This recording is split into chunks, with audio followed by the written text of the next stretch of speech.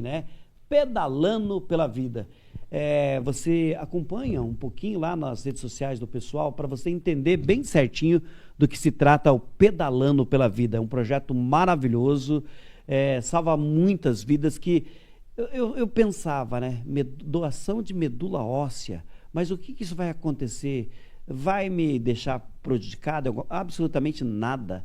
E outra coisa, é muito complicado achar alguém que é compatível. Por isso mesmo que coloque na sua cabeça doação de medula óssea. A gente está com o nosso estúdio aqui hoje repleto dos nossos amigos. Vamos começar aqui pelo Aleixo. Bom dia, Aleixo. Como é que surgiu o Pedalando pela Vida na sua vida? Bom dia. Bom dia, tudo bem? Primeiramente agradecer a oportunidade de estar aqui conversando sobre algo tão novo, né, tão relevante para todos. O Pedalando para a Vida, na verdade, é uma criação do nosso amigo Vieira aqui, né? E eu estou praticamente como o gaiato, digamos assim, da história. E junto com o Felipe ali, o Vieira e o Felipe, que estão bastante engajados assim, né, nessa missão.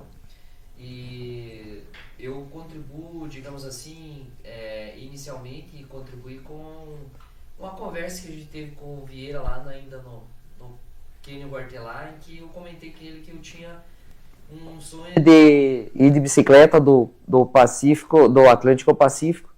E o Vieira e o Felipe acabaram realizando esse sonho. Eu acabei não realizando, né? Porque eu sou bastante ligado à bicicleta aí. Então, foi através da utilização da bicicleta, né? Para fazer grandes revoluções aí em prol da nossa comunidade, da nossa sociedade. O Vieira é nosso sócio aqui, acredito que está bem feliz, né, Vieira? Porque o projeto está caminhando, né? Graças a Deus, Pedro. Obrigado, primeiramente, novamente por ceder o espaço aqui para falar desse tema tão importante que é a doação de medula óssea. E fico feliz que a cada vez mais Deus vai abençoando com pessoas, né? O Aleixo ele também é um ciclo viajante. Nós já fizemos 3 viagens. Em 2017, até foi essa aí a terceira cicloviagem, que nós pedalamos em prol da Escarpa Devoniana. Quando houve um projeto para diminuição do Parque Estadual, a gente pedalou 550 quilômetros nos 9 municípios da Escarpa Devoniana e já realizamos 3 viagens juntos. E começou com o Aleixo, com essa ideia da viagem. Depois encontrei um cara mais louco que o Aleixo, o Felipe, que é o Felipe. que conheci já numa viagem impactante que fizemos do Atlântico ao Pacífico, 3.108 quilômetros em 29 dias, levando essa mensagem da doação de medula óssea. E agora o mais novo membro, o Valmir, que vai estar nos acompanhando nas novas edições aí do Pedalando para a Vida, que é um projeto que nasceu para ajudar as pessoas que estão na fila, né? Hoje no Brasil tem praticamente 2.060 pessoas aguardando a doação de medula óssea, um transplante de medula óssea. E não são só 2.060, são 2.060 famílias que sofrem, que padecem e que têm a esperança que no Brasil surja alguém que vá doar essa medula óssea para ela. Então nós estamos aí fazendo algo que a gente gosta, que é pedalar, e levando essa bandeira de esperança e de fazer com que as pessoas reajam, né, de uma forma que é fazer algo extraordinário, se tornando um doador de medula óssea. Eu fico imaginando o Felipe fora desse projeto. Acho que não existe, né, Felipe? Olha, eu hoje tenho esse projeto como parte da minha vida. Ele está incorporado em mim como eu incorporei ele. Então é o que o Aleixo e o Vieira falaram. O Pedalando para a Vida me adotou, eu adotei o Pedalando para a Vida, deu match e até hoje a gente faz acontecer. E falando em fazer acontecer, Pedro, Pedalando para a Vida hoje, ele já tem até estudos científicos em cima das repercussões e dos resultados que nós temos. Nós já percorremos mais de 6 países pela América Latina, já temos mais de 20 mil quilômetros percorridos, já conseguimos impactar milhares de pessoas, literalmente, e principalmente são várias mídias. Quando a gente faz esse tipo de desafio, chama muita atenção das pessoas, porque nós não usamos a bicicleta apenas para falar da medula óssea em si. Ela é o cerne do nosso projeto, ela é o nosso principal objetivo, aumentar o número de doadores de medula óssea na América Latina hoje. Em compensação, a bicicleta, ela também serve como uma ferramenta de engajamento social que trabalha em diversos níveis da saúde, que vão desde a doação de medula óssea até a parte psicológica, a parte de prevenção e a parte de desporto. Então, esse projeto, ele é um projeto completo e é um prazer, é um privilégio poder fazer parte disso, e você que está aí vendo a gente também pode fazer parte disso, apoiando, divulgando essa importância e acompanhando todas as aventuras que a gente tem. Daqui a pouco a gente vai falar um pouco mais sobre os novos desafios do Pedalando para a Vida. Perfeito. O Valmir, né? Tá chegando agora. Tá chegando agora nada, né, Valmir? Desde sempre, né? O Valmir é uma pessoa que é do bem, que participa da comunidade, tudo que conselho da comunidade, consegue, policial militar, falar da reserva. Ser policial militar é sempre policial militar a vida inteira, né, Valmir? Sem dúvida. E para você é prazeroso fazer parte desse projeto, né, Valmir? Sem dúvida, Pedro. Né? Todos nós, né? Você que está em casa, que já chegou numa idade parecida com a do Pedro, não com a minha, temos que ocupar a nossa cabeça. Não sei que o Bruno tá fazendo. Aí já tá tudo certo. Um belo dia eu vi uma publicação no batalhão que eu trabalhava. Eu disse, poxa, mas que negócio interessante. Vou ver o que é essa dupla aí, o que é esse pessoal. E de lá para cá a gente faz parte do Pedalando para a Vida, né? O nosso comunicador ali, ele não cometeu uma falha, né? É Pedalando para a Vida, viu, gente? Então a gente tem que fazer alguma coisa para a sociedade, Pedro. Eu sempre digo, não adianta nós termos conhecimentos, aprendizado e deixarmos tudo com a gente quando a gente desembarca desse mundo. Então, quanto mais pessoas se interagirem com a gente, saberem desse projeto, né, e saberem mais ainda que nós podemos fazer algo, como diz a frase do nosso grupo Pedalando para a Vida, faça você também algo extraordinário. Né? Não precisa você fazer grandes desafios que nem nós estamos fazendo. Nós temos essa campanha para trazer pessoas para esse conhecimento do que é ser doador de medula óssea. Né? Mas você também, logo mais à frente, nós vamos falar sobre como você proceder, Pedro. Perfeito. Nós temos um vídeo aí de introdução, produção, por gentileza. Pode colocar no ar.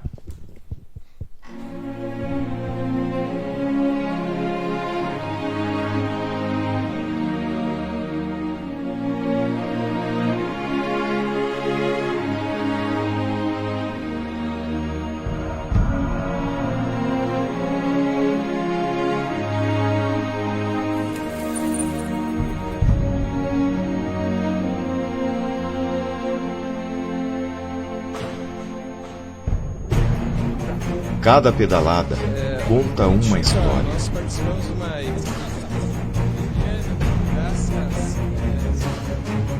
Cada quilômetro é um passo em direção a um mundo melhor.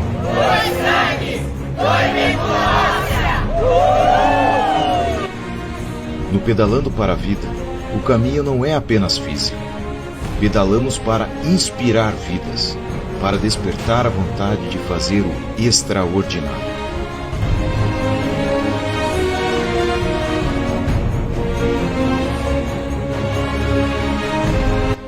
Lutamos pela vida não apenas com nossas pedaladas, mas com gestos de solidariedade, através de palestras, doações de sangue e medula óssea. Buscamos a esperança para quem mais precisa.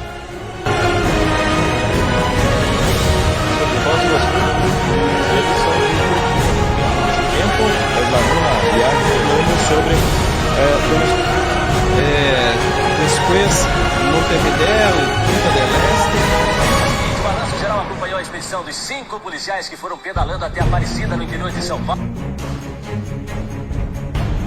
Cada gota de sangue, cada palavra compartilhada, cada pedalada é uma chance de transformar vidas. Faça algo extraordinário. Junte-se a nós no Pedalando para a Vida. Apoie o projeto, divulgue e ajude a salvar vidas. Aí, para você que quer entender um pouquinho, aí está. A gente tem aí um vídeo dos apoiadores, né? A gente precisa sempre falar e agradecer a Deus a esses apoiadores. E vou falar uma coisa para você ainda. Dá tempo. Se de repente você quiser colocar aí, não divulgar a sua marca, né? Mas claro que você vai divulgar, mas você não imagina o quanto que você vai estar fazendo o bem para tudo isso aqui. Dá tempo. Vamos colocar aqui os apoiadores do projeto? Quem que fala para mim desses apoiadores? O Felipe vai falar. Então, pessoal, nós temos ali representados agora os principais apoiadores e patrocinadores, como o Pedro tinha falado. Eles nos ajudam de várias formas possíveis, desde ajudar nos valores das viagens até os equipamentos. Nós temos ali, por exemplo, Pedaleria, junto com o Shimano do Brasil, que desenvolveu uma bicicleta para a gente conseguir fazer os desafios, uma bicicleta incrível. Vezan, que estava ali também aparecendo e está aqui no boné, eles não só forneceram as rodas da nova bicicleta que se chama Fênix, que vai levar muita esperança pela América Latina, mas também a Fênix, ela ganhou como é que se fala? Uma garantia vitalícia das rodas do próprio CEO da Vezan, lá do próprio representante da Vezan. A gente ficou muito feliz com isso. Nós temos o apoio também de várias outras instituições, por exemplo, na preparação física, Força Total, que fornece suplementos para os nossos treinos, para a nossa preparação, não deixa a gente cair, então a gente fica sempre com saúde. E não adianta ter tudo à mão e não treinar, né? E a PhD, junto com o professor Cláudio Garache, fornecem também uma capacitação física e mental essencial para que nós consigamos desenvolver grandes jornadas, enfrentando frio, enfrentando gelo, subindo cordilheira, atravessando o deserto e carregando, acima de tudo, pessoal, acreditem, às vezes mais de 50 quilos em nossas bicicletas, incluindo cama, mesa, banho, material institucional, fogão e muita esperança. A gente representa tudo e é por isso que a gente se esforça tanto de forma incondicional. Essa lista que nós passamos ali, ela não resume todos os patrocinadores, todos os apoiadores. Uma lista de apoiadores e patrocinadores hoje já se encontra lá disponível no site, vocês podem também estar fazendo isso. E hoje eu quero aproveitar e lançar aqui uma nova oportunidade para você que quer apoiar o projeto. Existem várias maneiras. Você pode ser uma das pessoas que vai estar lá fornecendo abrigo quando a gente passar por algum lugar. Você pode estar orando para a gente, mas também pode comprar as nossas camisas do desafio. Então essas camisas aqui, elas servem não só para divulgar o desafio, mas também servem para a tua segurança na hora que tu vai andar de bicicleta.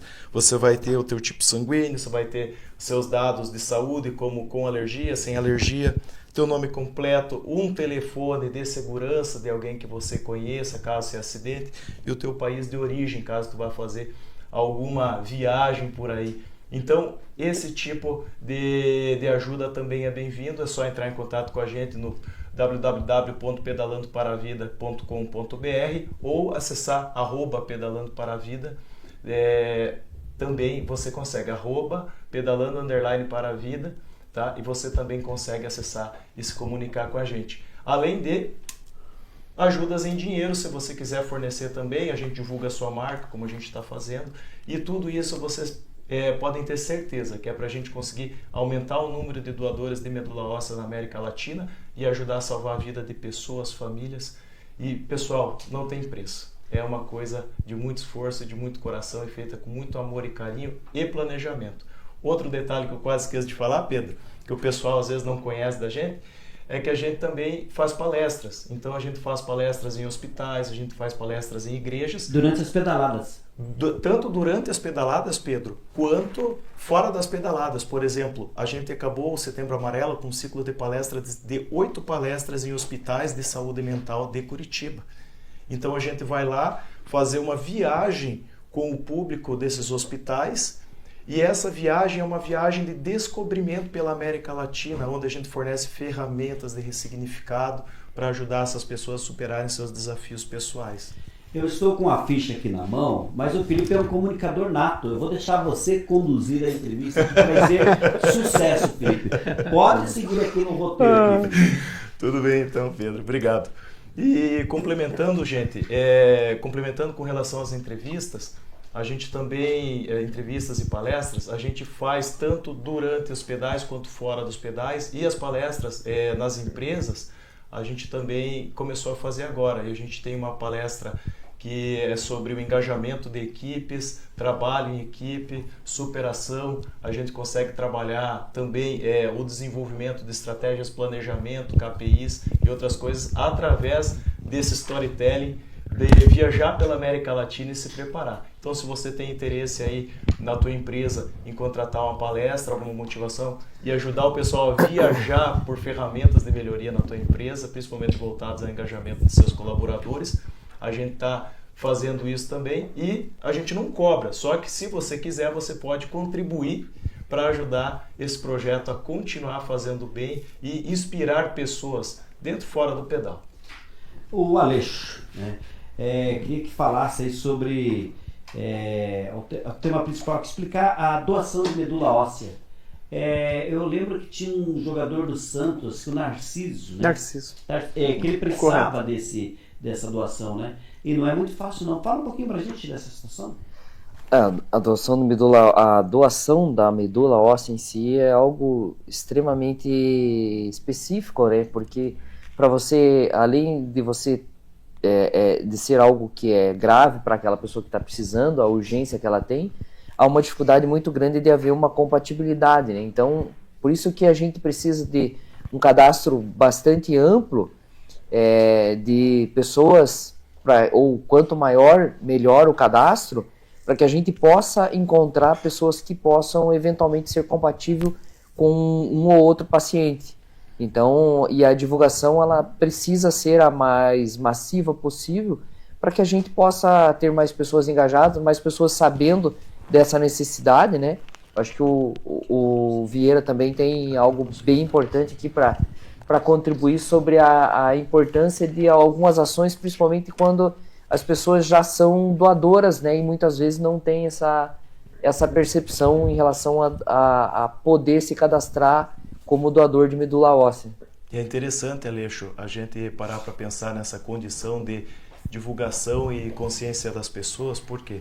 Porque hoje as pessoas elas estão tão bitoladas em redes sociais, em coisas que não são tão importantes para a vida. E quando a gente para ocupar esse espaço, a gente disputa muito com esse espaço, né? E a gente precisa utilizar de muitas estratégias para conseguir mobilizar as pessoas, para que as pessoas compreendam realmente o valor. E falando em futebol, já que vocês puxaram o gancho, quem está aí em casa, vocês sabiam que o Banco Nacional de Doadores do Brasil só perde para o Banco de Doadores dos Estados Unidos e da Alemanha? E o que isso tem a ver com futebol, né? É que há pouco tempo atrás nós tomamos um 7-1 da Alemanha. Então, pessoal que está em casa, pessoal que ainda tem aquela mágoa, aquela angústia, aquele sapo não desceu ainda na garganta, a gente convoca vocês aqui enquanto entusiastas do futebol, entusiastas do esporte, para a gente conseguir fazer o quê? Vamos virar esse jogo. Vamos divulgar a importância de se cadastrar como um doador de medula óssea e vamos aumentar os números de doadores de medula óssea do Brasil. E não só aqui no Brasil, na América Latina também. O Redome, ele é o maior banco de doadores do mundo administrado com recursos públicos. Então, ele é muito bem administrado. E por isso que a gente precisa cativar as pessoas, a gente precisa, inclusive, trabalhar em mitos. Existem vários mitos. Ô Vieira, você lembra aí dos principais mitos que a gente conversa enquanto a gente está pedalando? O que você acha? Sim. Sempre acontece, primeiro, quando a gente viaja, onde a gente para. O Aleixo que sempre falava que a bicicleta, ela é carismática, né? Você vê o cara andando de bicicleta, encosta a bicicleta ali no restaurante, no posto de combustível, em qualquer lugar, já sempre aparece tá vindo de onde, indo para onde e tal. E daí, isso é importante, que daí abre o espaço para a gente conversar. Né? Fala, não, a gente está fazendo uma viagem para divulgação da medula óssea. E daí a pessoa pergunta, mas medula óssea, o que é isso, né? E daí fala, não, há situações de pessoas com câncer, com leucemia, até na novela das 9, no Vale Tudo, está tocando nesse assunto, nesse tema, que é muito importante também, a questão da necessidade de ter doador de medula óssea. E em muitos casos, a quimioterapia, a radioterapia, ela não é o suficiente para o tratamento da pessoa. Nesses casos, há necessidade de ter um novo transplante de medula óssea. Aí, o que seria a medula óssea? A medula óssea é o que produz o sangue. O sangue é produzido no interior dos ossos. Geralmente, a medula óssea, para você visualizar bem, é aquele famoso tutano, que a gente compra o osso, tal, a carne, aquela coisa que está no meio do osso lá, é o tutano. Essa é a medula óssea. E o que ela faz? Além de produzir o sangue, a medula óssea ela que vai produzir a imunidade para o organismo, para o corpo, para combater aquela doença, aquele câncer, aquele que está se alastrando no organismo. Então, nesses casos, a necessidade de, através de medicação, tudo tirar a medula óssea do paciente e colocar uma nova. Só que no Brasil, pelo Brasil ser um país onde houve uma grande miscigenação do povo, asiáticos, europeus, negros, índios, tal. Então, fez com que a nossa genética fosse bem embaralhada.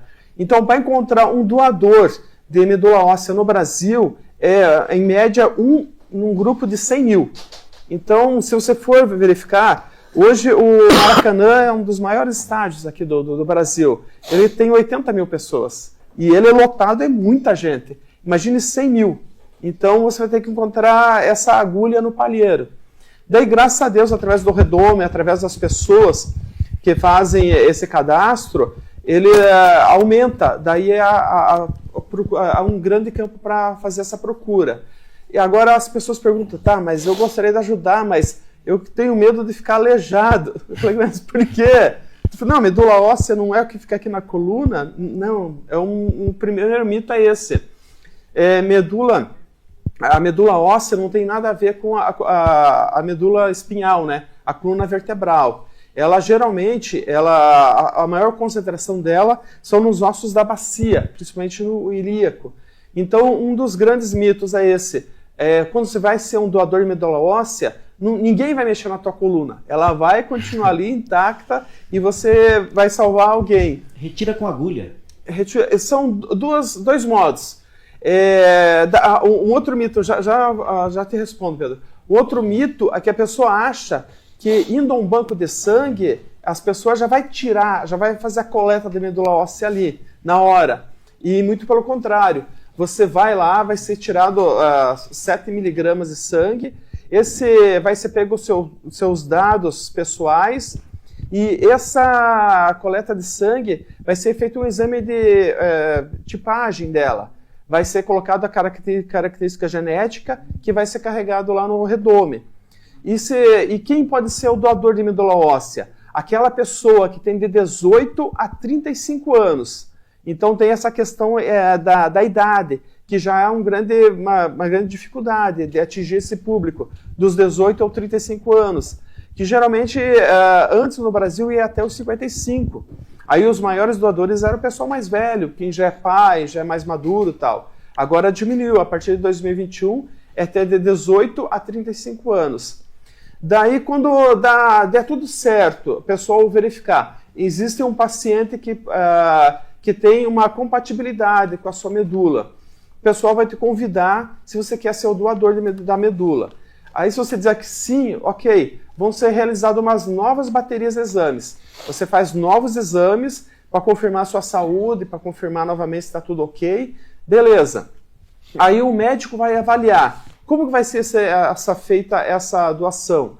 Pode ser pela punção, que daí a pessoa recebe uma anestesia e tal, e daí é retirado com uma punção aqui do ilíaco, do osso aqui da bacia, através de agulha. Ou então, pode ser feita pela aférese.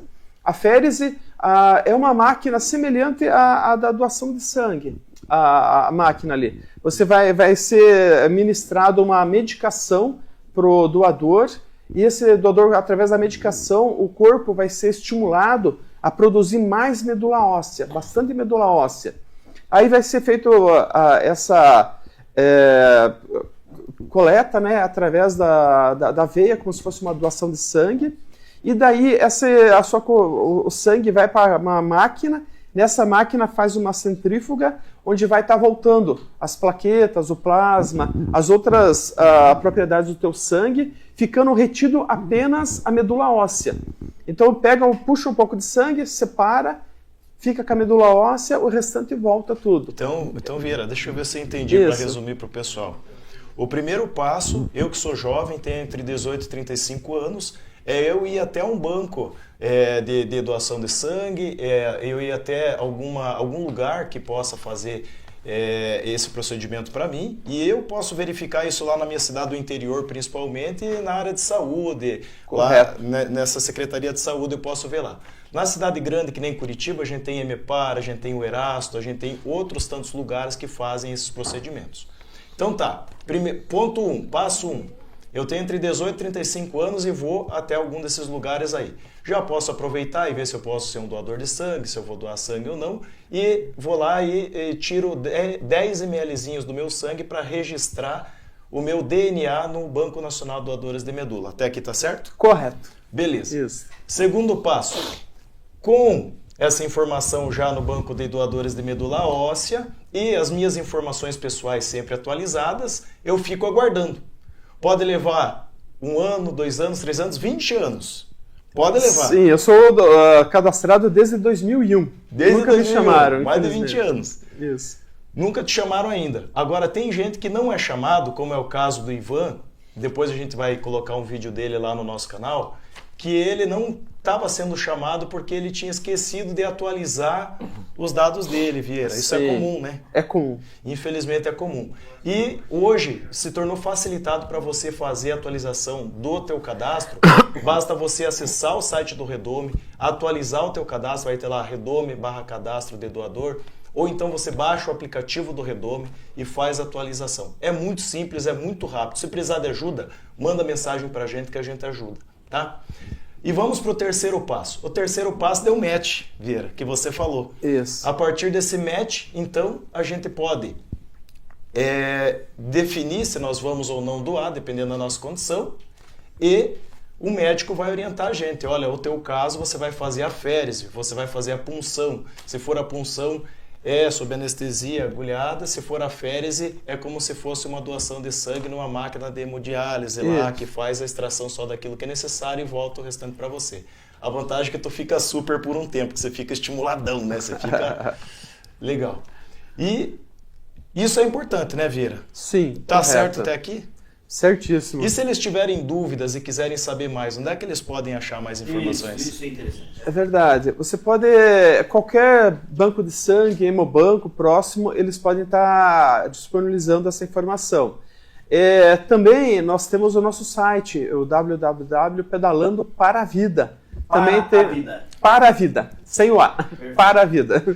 Daí lá também há informações sobre isso. Mas para quem quer ajudar, para quem quer fazer o bem, tudo dá certo, tudo vai estar indo bem e vai ser muito assim. Você pode ser o super-herói de uma família, de uma pessoa, de alguém que está sofrendo e mudar o destino dessa pessoa. Então, não precisa andar de bicicleta, não precisa atravessar continentes de bicicleta, mas faça algo extraordinário, seja um doador de medula óssea. Vieira, para esse pessoal virar herói e não arrumar desculpa, tem gente ainda que tem aquele mito de eu não sou um doador porque às vezes a pessoa que vai receber a doação está muito longe. A pessoa não mora na mesma cidade, não mora no mesmo estado. Sim. Aí a pessoa começa a abandonar um pouco a ideia. O que você acha disso? Não, a princípio, deixar bem claro, sempre quando há essa compatibilidade, esse encontro com o doador, todo o gasto que a pessoa vai ter, se for necessário, tipo uma estadia, um deslocamento para Curitiba ou para qualquer outra cidade, tudo isso é feito pelo Ministério da Saúde. A pessoa não tem gasto nenhum, não há nenhum gasto e tem todo esse cuidado e muito mais que isso, eu acredito que salvar uma vida não tem preço, não há o que pague isso. Eu queria perguntar o seguinte, é mais ou menos igual doar sangue? Qual que é a semelhança? se for fazer a férise, ela vai ser um pouco mais demorada. A doação de sangue, ela dá no máximo 5 minutos. A férise, o processo dela, às vezes leva até umas 4 horas, assim, durante esse processo. Mas só que a pessoa está sendo assistida ali pelo médico, ela vai estar numa cama confortável, não vai estar nem numa cadeira. Quando a gente vai fazer uma doação de sangue, é uma poltrona, tudo. Ela vai estar numa cama, tudo, tendo todo o conforto para quem vai ficar 4 horas ali, tudo. Então tem só aquele desconforto de ficar com o braço esticado ali e 4 horas parado, assim. Mas eu acredito que salvar uma vida vale todo esforço, né, Pedro? 4 horas, 4 horinhas da tua vida para você ajudar uma criança, ajudar um pai de família, ajudar uma mãe de família, alguém que está sofrendo, que já está lutando há anos contra o câncer. Você vai doar 4 horinhas da sua vida. O que é isso? Eu tenho medo de agulha, Pedro. Eu tenho medo de agulha, pessoal. Eu também. Eu morro de medo de agulha. Agora, imagina uma pessoa que morre de medo de agulha e tem que lidar com a agulha toda semana. E se eu tiver que lidar com a agulha uma vezinha, lá de vez em quando, para ajudar uma pessoa a não sofrer tanto, eu vou fazer isso. Só que eu não posso, porque eu sou transplantado. Mas eu não vou ficar sem fazer nada. E o Pedalando para a Vida tem essa pegada. Quem não pode doar, quem não pode ser um doador, vai fazer alguma coisa. Eu ajudo a mudar o mundo, a fazer o mundo um lugar melhor, pedalando, estimulando as pessoas. E o Valmir, que está aqui do lado, ele está ajudando o mundo agora através da Kombi Home dele. O Vieira falou, né? Qual é o poder que uma bicicleta tem de chamar a atenção das pessoas, de engajar as pessoas para o bem, para qualquer causa social. Mas imagina agora, Vieira, que a gente tem um reforço extraordinário, né? A nossa Kombi extraordinária do Valmir. Posso pedir para o Valmir falar um pouquinho, Pedro? Com toda certeza. Eu quero, inclusive, entender um pouquinho que pode ser 2 Kombi junto nessa caminhada, né, Valmir? Por que não? Pode. Olha a combinha. Pode. O convite, minha gente, já está feito a um cidadão, amigo meu, cara, de muito tempo. Ele tem uma Kombi. E ele só tem uma Kombi porque ele disse, vamos junto comprar uma Kombi. Esse cidadão é o nosso diretor-chefe aqui da entrevista, é o nosso âncora. Então, gente, a Kombi é muito importante para as pessoas também, como o Vieira mencionou, trazer o público, né, para a gente. Foi o que aconteceu agora lá embaixo, um cidadão conversando com a gente, né, viu nossa camiseta, viu a Kombi, né, não estamos aqui com a bicicleta, né, mas agrega muito. E eu tenho essa Kombi há 7 anos, ela está toda preparada e logo mais à frente a gente vai mostrar aí a futura expedição aí, que são o coordenador dessa equipe aqui, que é o Marcelo, e o Felipe, vão falar dessa próxima aventura, onde vai ser usada a nossa Kombi. Será um prazer. Vou aproveitar aqui para a gente falar da bicicleta e da mobilidade urbana, porque hoje tem tantos carros por aí que aqui em Fazenda Rio Grande, que é uma cidade nova, há 32 anos, você não consegue achar um lugar para estacionar. E hoje, as pessoas que vão para os seus locais de trabalho poderiam usar a bike. Tanto é que o único mais fortinho no meio dos 4 aqui sou eu, porque eu não pedalo. Você pode observar aqui, ó, vocês podem observar. Isto é saúde também, não, Vieira? Verdade. Até eu gostaria que o Aleixo comentasse sobre a questão que o Aleixo tem sido um cicloativista muito ferrenho, usa a bicicleta diariamente, né? De São José a Curitiba, então tem muito o que falar, né, Aleixo? A bicicleta, ela é de fato um instrumento revolucionário, digamos assim, no sentido de transformar a realidade das pessoas para melhor. Há notícias de que em 1916, quando o mundo passava por uma grande crise e havia uma escassez de meios de transportes e de animais mesmo naquela época, a bicicleta serviu então como essa grande alavanca para propulsar a sociedade naquele momento, e conseguiu esse objetivo, né? E hoje ela não é diferente. A bicicleta continua sendo um instrumento tanto de engajamento, de divulgação de campanhas, de convencimento das pessoas, mas principalmente é considerado um meio de transporte. Situação essa que muitas vezes as pessoas acabam ainda associando a bicicleta somente ao lazer, ao parque, mas ela é um meio de transporte.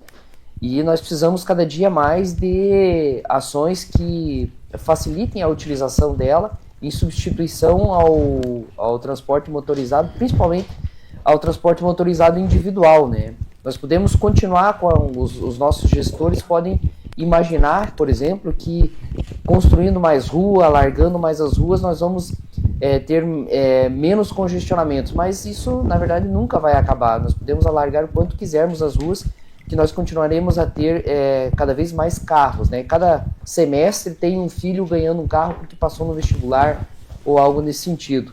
Então nós precisamos investir em condições básicas da utilização da bicicleta, nós precisamos que as empresas se conscientizem disso, né? Pessoas que utilizam a bicicleta para se deslocar para o seu trabalho têm um absenteísmo muito melhor na sua empresa, menor na sua empresa. Elas faltam menos ao trabalho, naturalmente, né? Elas têm uma condição de saúde melhor, são pessoas que estão mais preparadas, então, para o dia a dia do trabalho e, logicamente, trazem uma economia para a própria pessoa. Até tinha um lema que eu sempre falei para o Vieira, que atualmente, inclusive, tem lojas de bicicleta em que você paga a tua bicicleta pedalando. E é bem simples, se você colocar na planilha o valor que você gasta com o transporte, com o carro, com o combustível, com a manutenção e com o estacionamento, com certeza vai dar para você pagar umas 2, 3 prestações de uma bicicleta por mês. Então você vai pedalar, vai pagar a tua bicicleta pedalando. Aleixo, posso complementar? Você falou que a bike se paga pedalando. Mas não é só a bike que se paga pedalando, é o tempo que você tem para fazer a tua atividade física e se manter ativo, como você falou. Sim. Por exemplo, uma pessoa que anda majoritariamente utilizando veículos automotores vai ter que encontrar tempo, se quiser manter a saúde em dia, para ir na academia, para compensar ou para ir fazer um passeio no parque, para fazer uma corrida. Se você já se desloca de bicicleta, você já está fazendo uma atividade física. Sim. É uma atividade, não, um exercício físico. Sim. E já está promovendo saúde, melhorias, compensações importantes que você teria que fazer na academia ou em outro lugar. Então você acaba economizando, inclusive, com outras assessorias e acaba economizando na própria academia. No próprio tempo, né? Eu falo que uma situação curiosa que eu constato geralmente pedalando é que eu visualizo milhares de pessoas paradas num congestionamento e com pressa de chegar em casa para ir para a academia pedalar numa bicicleta parada. Então são coisas, são paradoxos. Verdade. E nós temos ainda alguns desafios, né, para o pessoal, porque assim a gente pode querer simplificar, né, de uma forma geral, mas a gente entende que existem várias dificuldades e desafios, principalmente para alguns públicos, como o público feminino. Algum tempo atrás a gente tentou fazer uma pesquisa, entender por que o público feminino em representatividade na bicicleta como uso de meio de transporte sustentável é muito mais baixo. Não é uma diferença mínima, é uma diferença discrepante, assim, é uma coisa muito grande. E a gente conseguiu verificar que, primeiro ponto, insegurança. Então, o público feminino ele não se sente seguro competindo com os carros, não se sente seguro nas vias. Outra questão, a própria segurança pública, né? Porque é um público que às vezes é mais vulnerável que o público masculino. Não estou generalizando, estou falando que é um dado que foi constatado, ok? Não é uma impressão nossa, é um dado. E um outro fator que acaba atrapalhando, por incrível que pareça, que nem todo mundo pensa, é a falta de um lugar adequado, né, Aleixo? Na própria empresa para aquele público fazer a higiene, chegar bem para trabalhar com alto astral, porque o público normalmente tem que improvisar, né? Graças a Deus lá no Correio onde eu trabalho, a gente tem um vestiário, eu consigo tomar um banho, consigo me preparar e chegar bem no serviço. Bicicletário. Um bicicletário também tem, que é a questão de guardar a bicicleta, colocar ela no local seguro, porque se a gente investe no meio de transporte legal, às vezes a gente investe um pouco mais. E esse meio de transporte que a gente tem, ele é vulnerável de várias formas. Então é importante ter aquela segurança, ter a infraestrutura para incentivar os ciclistas também. E você vê outro ponto que pode atrapalhar não só o público feminino, mas pode desestimular as pessoas? Eu acredito que há fatos, né? Naturalmente, a bicicleta, ou em relação ao automóvel, né? Dentro do automóvel, as pessoas se transformam quando entram no automóvel, né? Atrás do volante. A pessoa ela se transforma em alguém que parece que ela tá empoderada, né? É o dono do mundo. Então, e só a mão dele que existe, a seta dele que existe e tudo mais. Então, há uma sensação de que ali você está mais seguro, né? Há uma sensação. Sem falar que fisicamente, né, você de fato tem um certo anteparo em relação ao carro e à bicicleta. Se você cai da bicicleta, você, de fato, o anteparo vai ser teu corpo. Então, é natural que isso possa, de repente, te colocar numa situação de impressão de insegurança, mas o automóvel, de forma contrária à bicicleta, se houver uma colisão entre duas bicicletas, muito provavelmente as duas pessoas vão sair com algumas lesões, alguns arranhões, mas muito menos letal do que se fossem dois automóveis. Então, por quê? Porque é um veículo menos letal, a velocidade é menor, a massa é menor de movimentação, então no final ela é realmente mais segura. Mas existem realmente esses fatores, como você falou, Felipe, da dificuldade desses meios, né, de ter um banheiro, por exemplo, um chuveiro para você tomar um banho, a sensação nas empresas, né? Nós aqui em Curitiba nós temos um exemplo, por exemplo, que é o shopping ali no Batel, que é um exemplo espetacular de respeito com o ciclista. Você tem chuveiro, você tem um espaço para deixar as suas coisas no armário, e veja, é econômico, é mais econômico, Pedro. Onde você estaciona um automóvel, você consegue estacionar até 5, 6 bicicletas, né? Então é muito mais econômico você investir no transporte de bicicleta. Agora nós tivemos recentemente algumas seguradoras investindo no suporte para os segurados prestado através da bicicleta. Então a bicicleta ela é sim realmente ela precisa ser vista, respondendo objetivamente, Felipe, eu acredito que a bicicleta ela precisa ser vista como um meio de transporte, como ela é. Quando ela for vista como um meio de transporte efetivamente, não só como um brinquedo, como algo para você utilizar para você ir no parque, aí e mais, as pessoas que estão em situações de exercício de poder, o prefeito aí da tua cidade já convidou ele para ir lá trabalhar de bicicleta uma ou duas vezes por semana, 1 ou 2 vezes no mês, né? Será que nós temos aí, eventualmente candidatos aí, né? Logo nós vamos ter eleições, né? Candidatos que estão defendendo essa pauta, né? Porque se a pessoa realmente está ligada com essa pauta, é mais provável que ela apoie projetos, apoie orçamentos destinados para tornar essas inseguranças que nós comentamos aqui menos visíveis, né? Eu vou roubar um pouquinho vocês aqui para a gente jogar um tema para a roda de discussão, porque eu estou aqui com 3 policiais e um trabalhador dos Correios. Quero jogar na roda de discussão aqui essa fim da obrigatoriedade das autoescolas. Vou dar 1 minuto para cada um, começando com o Valmir. Qual que é a sua opinião sobre esse tema, Valmir? O fim das autoescolas. Nós estamos preparados aí para poder tirar a nossa habilitação sem passar por uma autoescola? Olha, gente, todo tema polêmico que envolvam vidas, ele deve ser mais amplamente discutido com a nossa sociedade. Fato, Pedro. Né? Tem que haver essa discussão. Pro empresário, para as empresas de autoescola. Neste momento, é aquela frase bem conhecida de nós todos. Vamos transformar esse limão numa limonada? Esse aspecto que o Pedro abordou aqui, as autoescolas não vão deixar de existir, eu acredito. É raro, né? Eu fiz a minha CNH sem ir para a autoescola, né? Porque aquele tempo, Pedro, você tinha uma pessoa responsável por você que ia assinar lá no... Já faz tempo, hein, gente? Vocês sabiam disso? Ia lá assinar por você, né? Um referendo, ó. Eu ministrei aqui, você ia para o curso, ia lá para a prova final já e passava. Lá também tinha um avaliador.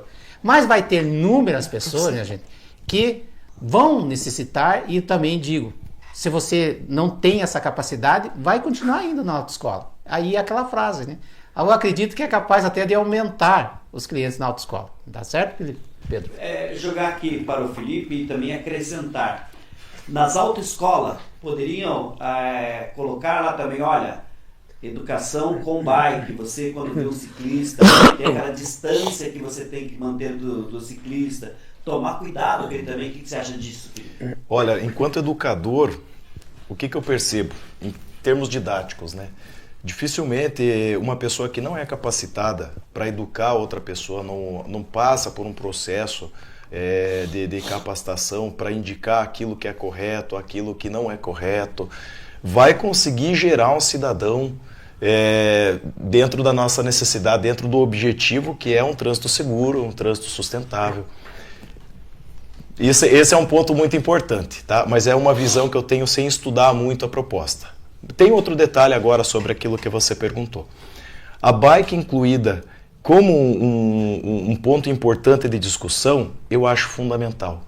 Porque nós percebemos, hoje eu vim de bike para cá, foram mais de 20 quilômetros pedalados antes de chegar aqui no teu programa, e assim, existem motoristas que respeitam muito, seguem à risca as necessidades, dão a seta para ultrapassar uma bicicleta, dão 1,5 m e tudo mais.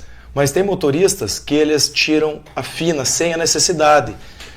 Eles percebem que não tem ninguém vindo na contramão e eles te jogam para o lado ao invés de fazer uma ultrapassagem. Então já é um ponto crítico. Lógico, né? Existem questões, muito drama e muita discussão em volta disso. Não estou aqui fazendo um jogo de valor dizendo que é certo que é errado. Eu só estou declarando uma sensação que eu vivo enquanto ciclista, principalmente aqui no Brasil e fora. Se eu for comparar aqui e fora, Pedro, por exemplo, aqui no Brasil eu tenho medo de circular, de pedalar nas vias, muitas vezes. Medo, mas eu vou, porque eu preciso. Lá fora do país, junto com o Vieira, a gente já percebeu que existe um respeito muito grande. É cultural deles respeitar o ciclista. Eles não vão ultrapassar você tirando fino. Na Argentina, Chile, Bolívia, dificilmente eles ultrapassam você tirando uma fina. Eles ultrapassam pela outra lá, como se tu fosse um veículo, de fato. E como é que a gente muda a cultura? A gente muda não só através da capacitação, de uma boa abordagem nas autoescolas, de uma boa reestruturação, mas também pela cultura. É a questão de você ficar falando, trabalhando, colocar a tua experiência através dessas vivências controladas que a autoescola pode vir a proporcionar dentro disso, entre outros programas, né, nas empresas, como empresa de ônibus, que proporcionam essa vivência do ciclista para que a pessoa tenha mais empatia, entenda que às vezes uma regra, uma regulamentação, ela não vem para trabalhar, ela vem porque existe uma necessidade. Eu acho que esse é o cerne. A gente precisa discutir como que as pessoas vão ter acesso, como é que as pessoas vão entender as suas responsabilidades e as implicações e serem empáticos. Como que isso vai acontecer? Precisa de uma coisa, precisa de outra, isso tem que ser discutido também. Perfeito. Vira, quando eu fui fazer a minha carteira, acho que 20 anos atrás, parece que é muito tempo, mas não faz muito tempo, né? 20 anos aí. Sim. Eu aprendi muitas coisas que na vida eu não sabia, na escola não me ensinou. Direção defensiva eu aprendi. Aí a gente tem aqui o exemplo das escolas cívicos militares, que raramente você vê um aluno reprovando nas escolas cívicas militares. Tem um debate, aí eu não vou entrar no mérito, que muita gente não quer saber, já tem um policial lá para ser toda aquela questão de coronel, mas funciona muito bem. Se você quer formar cidadão, a escola cívica militar é o caminho. Você acha que tirar essa questão da autoescola, vou ensinar lá na minha casa, tem o mesmo valor, tem o mesmo peso? Eu penso, Pedro, que é preocupante isso. Porque eu tenho um exemplo prático que aconteceu ontem. Eu, minha esposa, meus 2 filhos estávamos pedalando lá na nossa cidade, pela rua principal, tudo tal. E daí sempre quando você chega na esquina, eu já fico eu vou na frente, já fico meio apreensivo tal, para ver se tem movimento ou não. E ontem aconteceu, tá chegando na esquina, tá chegando um veículo, aí eu olhei que era a autoescola. Aí eu falei, não, então tá tranquilo. Porque o que aconteceu? A 4 metros de chegar na esquina, ele parou o carro para depois aproximar. E daí nisso passou eu, meus 2 filhos e minha esposa. Então, na autoescola, a pessoa aprende o que é o certo, o que é o correto, o que está exigido em lei e o que é da maneira mais defensiva, mais prática e mais segura. Então, o que me deixa preocupado é com essa relação. Quem vai estar ensinando o que é o certo para esses novos motoristas? Na autoescola eu tenho certeza. Eu, quando fui tirar, eu achei que você era velho, mas eu sou mais velho. Eu tirei minha habilitação em 92. E em 92, daí, quando eu estava dirigindo ali, eu já dirigia um ano já sem carteira, mas daí e com todos aqueles vícios de quem anda sem carteira e tal. E o instrutor toda hora estava lá, porque na autoescola tem o pedal do instrutor. Toda hora ele estava freando ali. Falei, não, você tem que parar aqui e olhar. Tá vendo aquele ônibus? Ele tá vindo muito rápido, ele tá a 40 por hora. Sabe o que é parar um ônibus a 40 por hora? Se ele quiser parar devagar, ele vai ter que ser bem suave, senão vai embolar todos os passageiros. E daí ele ensinou, então você tem que esperar, passa e tal. Aquela coisa, me ensinou o que é o certo, o que é o correto. Então você já tem um padrão, já tem uma base para o resto da tua vida. Se for fazer algo errado, tal, uma coisa, já sabe que está assumindo um risco. Mas a autoescola, ela te passa o que é o correto. Então, eu acredito que é preocupante essa questão do fim das autoescolas e saber quem que vai estar ensinando, habilitando esses novos motoristas no futuro. Porque, como já bem disse o Aleixo, tá, o Felipe, no nosso deslocamento de bicicleta, aos motoristas que dão aquele espaço para passar pelo ciclista. E até como havia sido dito, alguns empecilhos que deixam que as pessoas não sintam-se seguras para ir de bicicleta ao trabalho é a questão do trânsito, do deslocamento. Em Curitiba há algumas ciclovias que, como o pessoal até diz, que tipo, começa lá no terminal do Boqueirão e te larga lá na linha verde e te abandona. Tipo, se você quiser ir pro centro, você vai por meios próprios. Então, ciclovias que te levam de lugar a outro perdido, assim. Não te dão aquela segurança de ir até o centro, de ir até chegar do seu trabalho. Então, a gente depende de estar disputando no deslocamento, no caminho para o trabalho com outros veículos. Então, a pessoa que tem a consciência, que sabe que tem que estar a 1,5 metro da bicicleta para ultrapassar, ela respeita isso. E a pessoa que foi ensinada, você que está no carro, você que manda. Isso que eu acho que é preocupante. Inclusive, Aleixo, parece tão lógico, mas lá na autoescola eu aprendi o seguinte, Valmir. Tá uma bola na sua frente, vem uma bola quicando na rua. O que vai vir depois dessa bola, né? Boa. Vai vir uma criança. Então você tem que ter a direção defensiva. Isso para mim não tem preço, sabe? Então por isso que eu acho que vai ser preocupante esse fim da autoescola. Vamos ter que discutir mais. Agora, Aleixo, será que se mudasse a questão dos valores, né, de taxas que as autoescolas pagam, deixar mais barato e manter as autoescolas, não seria o caminho? É importante a gente compreender o problema, né? Que o objetivo desse projeto inicial segundo o que está relatado nas justificativas, né? Primeiro, constatou-se que há um grande número de pessoas dirigindo sem habilitação nenhuma. E tudo o que essas pessoas dirigindo sem qualquer tipo de habilitação trazem para a insegurança do trânsito. Em segundo lugar, a questão do custo que é você fazer uma carteira de habilitação hoje, em torno de 3, 4 mil reais. O projeto pretende, com as ações, reduzir até 80% esses valores.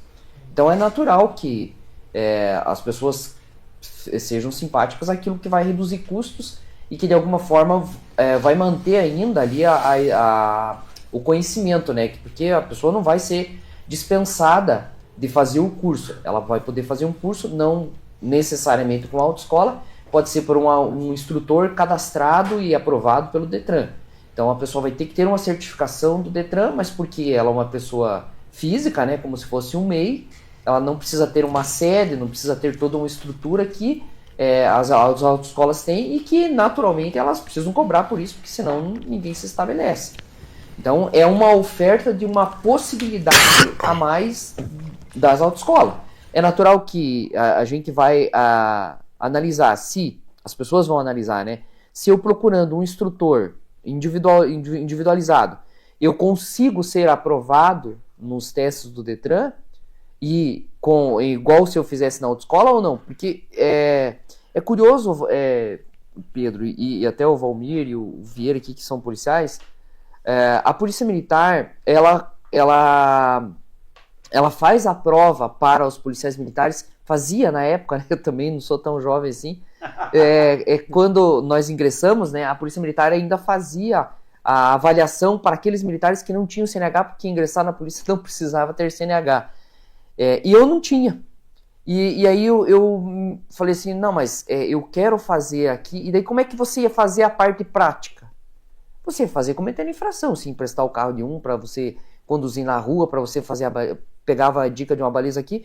Eu fui lá e contratei uma autoescola para mim, mesmo podendo fazer ali gratuitamente. Fiz a autoescola, passei por todo o processo e felizmente fui aprovado. Porque eu acreditava e acredito na qualidade que tem as autoescolas. Mas eu penso ao mesmo tempo que é um problema sensível, né? Primeiro, como é que a gente faz para conjugar, né, o custo, talvez um custo um pouco menor, com a segurança e com toda a estrutura que a autoescola tem para propiciar.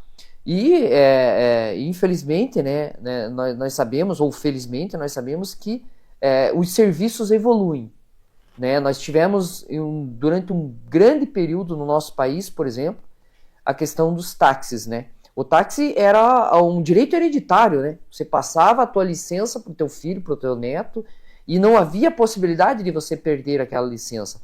E nós tínhamos, até alguns anos atrás, não estou falando mal específico de uma categoria ou de outra, mas era um serviço caríssimo do táxi, e tinha algumas cidades que o taxista ainda faria a viagem para você se ele quisesse. Né? E aí nós vimos surgir o quê? Os transportes por aplicativo, que inclusive agora congregam os próprios taxistas. Né? Tornou o transporte mais seguro, o transporte mais barato, o transporte mais confortável. Então, se nós conseguimos conjugar essas questões, claro, ouvindo aqui os envolvidos, não pode ser algo imposto, né? Eu acho que a gente pode chegar num denominador. E eu vejo assim que o que nós não podemos deixar de lado é de continuar fazendo as exigências que garantam um mínimo de conhecimento da pessoa sobre o quão perigoso é o trânsito e como que ela deve se portar de uma forma que traga o menor risco possível, tanto para ela como para as outras pessoas que estão utilizando o trânsito. Alguém quer colocar alguma situação aí sobre os comentários? Só lembrando, minha gente, que no Brasil, né, é em torno de 46 mil mortes por ano no trânsito, só no Brasil, imagine no mundo. Né? Então, os hospitais lotados. Uma outra situação caótica, minha gente, é nossos motociclistas em questão de acidentados. São Paulo, de cada 10 vagas na UTI, olha bem, cada 10 vagas na UTI estão lá 7 motociclistas, minha gente. Então, o detalhe do trânsito, realmente, Aleixo, concordo com as palavras, tem que ser maior discutido com a nossa sociedade, que foi o começo da minha fala. Tá certo? Seria só essa argumentação, Pedro. Mas aproveitando a discussão, quando a gente fala em segurança e nas questões de acidentes, e na insegurança, principalmente dos ciclistas agora, que é o nosso foco, o nosso olhar aqui, né? Eu quero dar uma dica para o pessoal, posso dar uma dica para o pessoal? Então, um dos nossos apoiadores hoje, que fechou com a gente, hoje é o Pedalando para a Vida, ele é um representante desse apoiador, é a Santu. A Santu é uma empresa que faz seguro feito por ciclistas para ciclistas. Então, não só o trânsito pode ser uma grande dificuldade, um grande desafio, mas como a própria segurança pública de você passar em uma biela, de você estar em algum lugar ali, deixar tua bike é um investimento, como o Aleixo falou, ela está pagando teu carro, está pagando outras coisas, né? E de repente sumir. Então, como é que eu tenho tranquilidade hoje? Como é que o Pedalando para a Vida tem tranquilidade hoje de levantar, muitas vezes, Pedro, 4 horas da manhã em São José de los Pinhales, São José dos Pinhales, região metropolitana de Curitiba, e pedalar por lugares que o pessoal não acredita que a gente pedala nesse horário.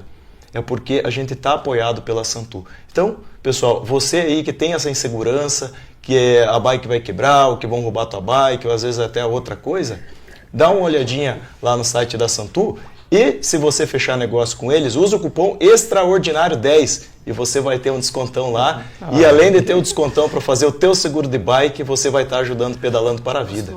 Não deixe para amanhã, faça hoje. O Marcelo vai falar sobre segurança, né, Marcelo? Eu também gostaria de lembrar aos ciclistas, sempre que você vai pedalar, se torne visível.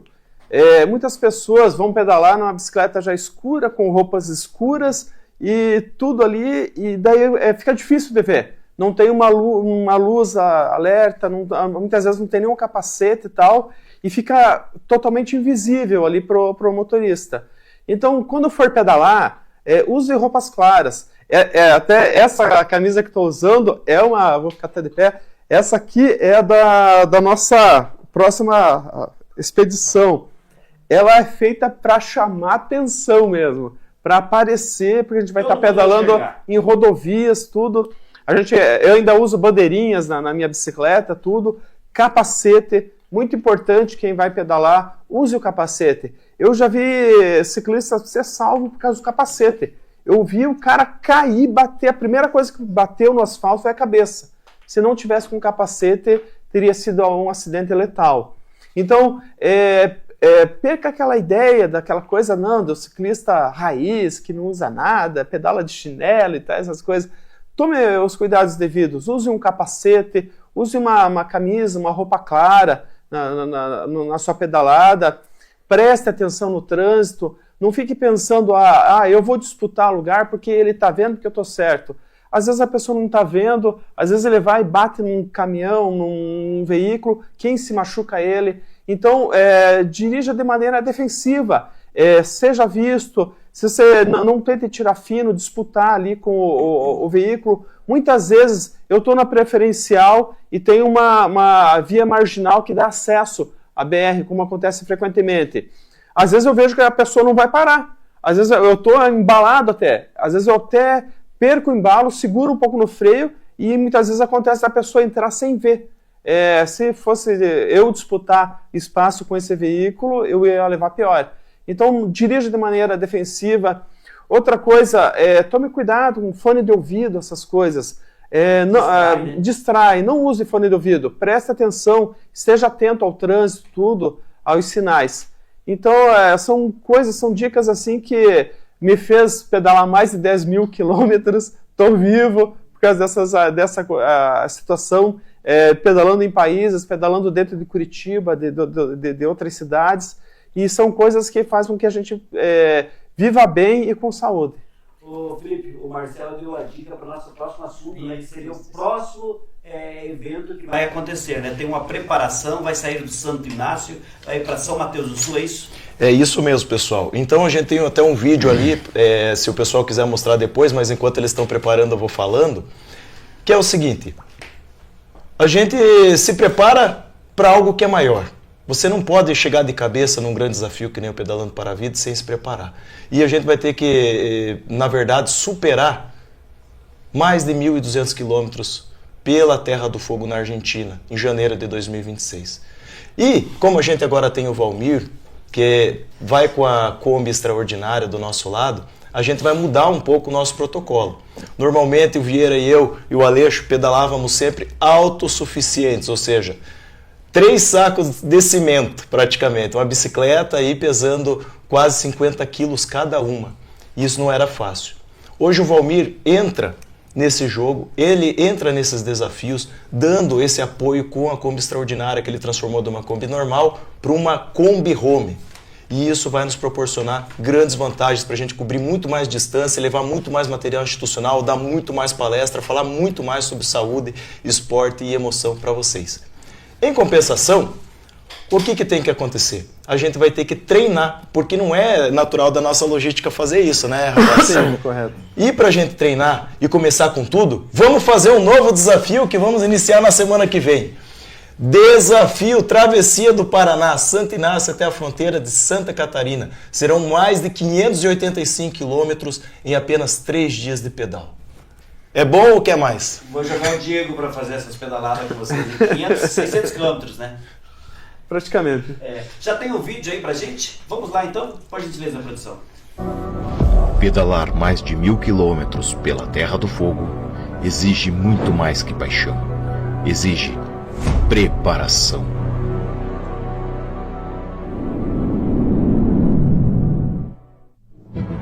O desafio pela frente é grande. Pedalar mais de 1.000 quilômetros de El Calafate até Ushuaia, na Argentina. Pelo projeto Pedalando para a Vida. Um projeto que salva vidas, promovendo a doação de medula óssea. É 17. Esse daqui vai ser quando que vai sair isso aqui? Porque vai que Deus nos honra lá e a gente possa ir lá com mais uma Kombi também, nem com a internet também para ajudar o pessoal. Olha só, Bacana, hein? nossa. Então, eu e o Valmir vamos na frente. Que eu tive um período maior de férias, assim, para poder estar disponibilizando para essa ação. O Felipe já teve só 20 dias que ele pode usar em janeiro, né? E daí, dia 17 de dezembro, se Deus quiser, a gente embarca na Kombi Extraordinária. Perfeito. Com as 2 bicicletas. Isso. E seguimos para a Argentina, né? Chegando lá na Argentina, em Buenos Aires, eu vou fazer o aquecimento. Eu já vou pedalando de Buenos Aires a El Calafate, com o apoio do Valmir. Dia 12 de janeiro, a gente encontra o Felipe em El Calafate. Daí a gente fecha, chegando os dois lá em Ushuaia, que é a cidade mais ao sul do mundo. Diz que é o fim do mundo. Cidade mais conhecida como o fim do mundo, que é a última cidade antes de chegar na Antártica. Perfeito. Então fica no extremo sul do continente americano. Se quiser acompanhar os malucos, tem. De carro tem. O Pedro é uma honra. O Pedro tá conosco lá. Vai ser muito massa tu puder ir junto. Muito bom. É verdade mesmo. Vamos ter muita história para contar. Partilha, gente. Vamos fazer o programa no meio do caminho aí. Café com Bala. Você falou agora do seguro, né? Eu queria que colocasse aí, porque hoje todo mundo é rede social e o pessoal vai procurar lá no Instagram alguma coisa, qual que é a logomarca da Santur, né? E o que a Santur pode fazer? Se a nossa produção puder colocar aí a logo da Santur aí, e enquanto isso o Felipe falar pra gente o que é a Santur. É seguro do quê? Por exemplo, se roubar minha bike, de repente se tiver um acidente, cobre, como que é? O legal da Santur, o pessoal vai colocar aí para vocês e a gente já vai dizer aqui qual que é o @ deles também. O legal da Santur é isso, principalmente para quem é ciclista. É um seguro feito por ciclistas, para ciclistas, e eles têm isso na raiz da empresa deles, lá na identidade corporativa deles. E eles atendem diversos tipos de seguro, Pedro. Não é só substituir tua bicicleta lá e te indenizar pela tua bicicleta, não. Existem tantas outras coisas incluídas naqueles seguros e eles podem montar pacotes de seguros para vocês. E reitero, hein? Não perca tempo, seja um herói junto com a gente. Vai lá, faz um seguro na Santur.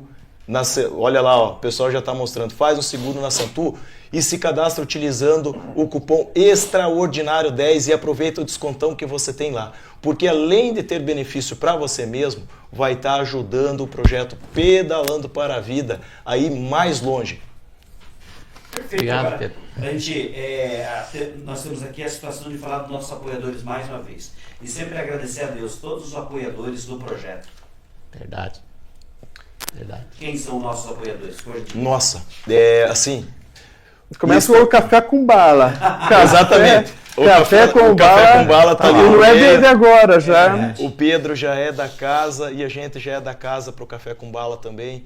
Existem vários outras pessoas da mídia fora daqui do Brasil, na América Latina, né, Vieira? Sim. Chile, Paraguai, Argentina, Bolívia. A gente tem apoiadores em vários países por aí também, midiáticos. A gente tem apoiadores dentro de empresas, né, que às vezes dão desde uma barrinha de cereal, uma caixa de barrinha de cereal para a gente ir lá, até apoiadores que estão com a gente o tempo todo, que pegam na nossa mão e nos treinam, como o Cláudio Igarashi Personal, Cláudio Igarashi, @personal Cláudio Igarashi, que me treina, que me deixa preparado. Temos também a PHD, tá? Rede PHD de academias, que vai deixar você preparadão também, para quem sabe lá na frente, se além de ser um apoiador, você quiser ser um aventureiro com a gente, você vai estar preparado.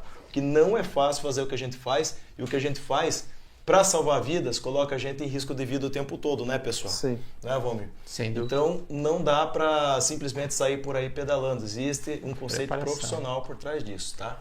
Voltando lá no início da nossa entrevista, de todo esse evento, de todo esse passeio, o objetivo principal é conscientizar as pessoas da importância da doação da medula óssea.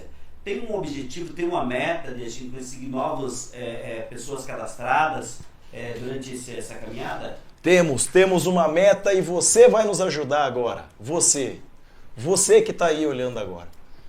Nós vamos rodar mais de 580 quilômetros pedalando em apenas 3 dias. Agora Dia 24. Vamos sair daqui de 24 de Kombi. outubro.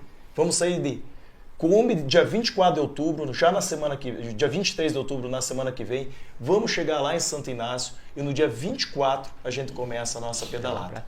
E a gente vai vir rumo a Curitiba. Vamos até Santa Catarina, depois vamos fazer uma volta.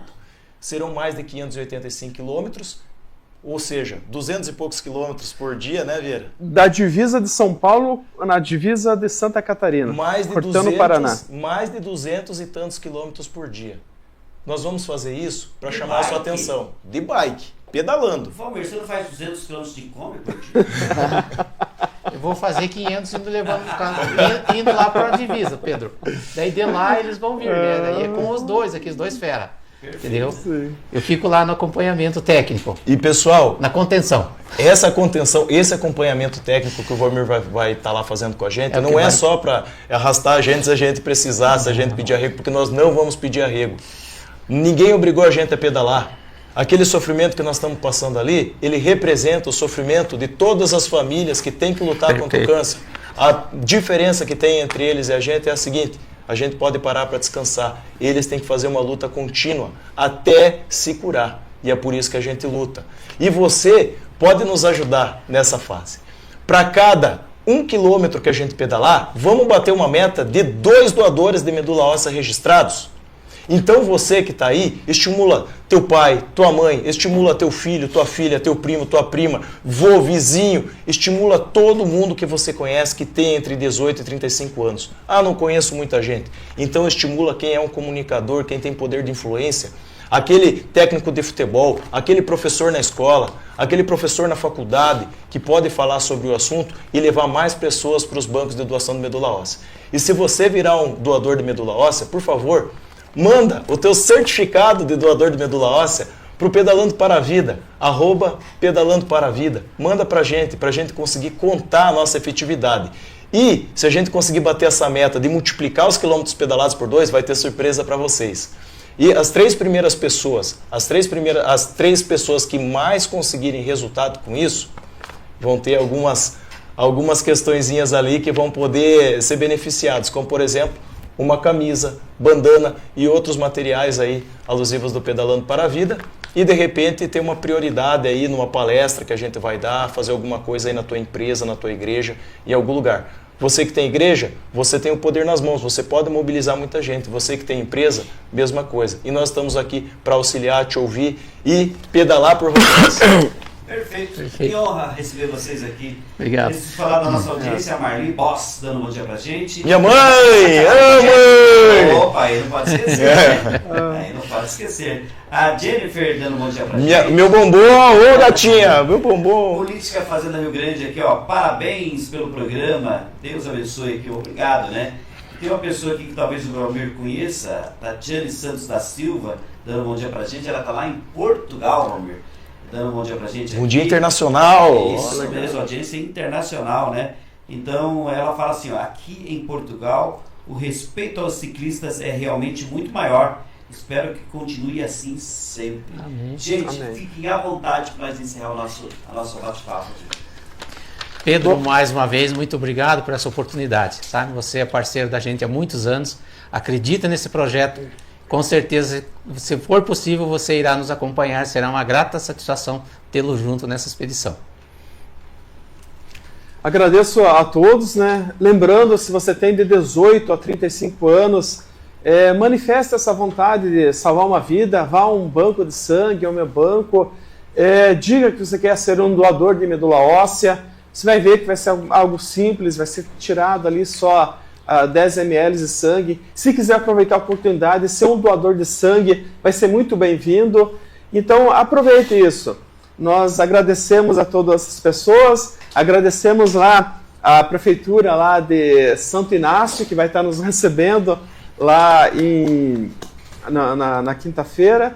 E de lá da divisa de São Paulo, nós vamos iniciar essa nossa expedição até São Mateus do Sul, até a divisa com Santa Catarina, 3 Barras, percorrendo 17 municípios em 3 dias, 580 quilômetros, para fazer algo bacana, mas você pode fazer algo muito melhor, que é se tornar um doador de medula óssea.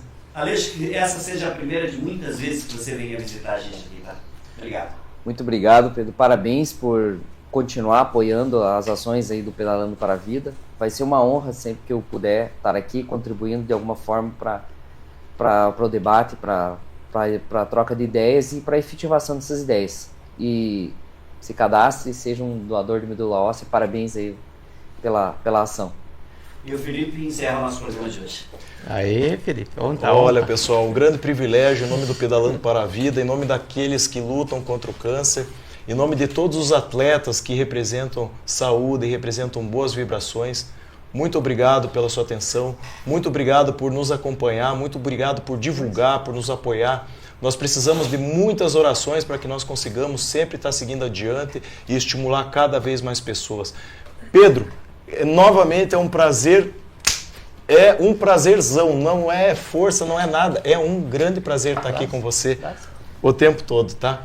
E, pessoal, faça algo extraordinário, seja doador de medula óssea ou divulgue essa ideia, ajude a salvar a vida de milhares de pessoas. Muito obrigado. Gente, voltaremos na segunda-feira, mas já está acompanhando aí o Felipe, todo esse pessoal aqui, nessa luta aqui. Volto na segunda-feira, a partir das 7h30 da manhã, com mais uma edição do Café com Bala. Fiquem todos com Deus e até lá, gente. TV O Repórter.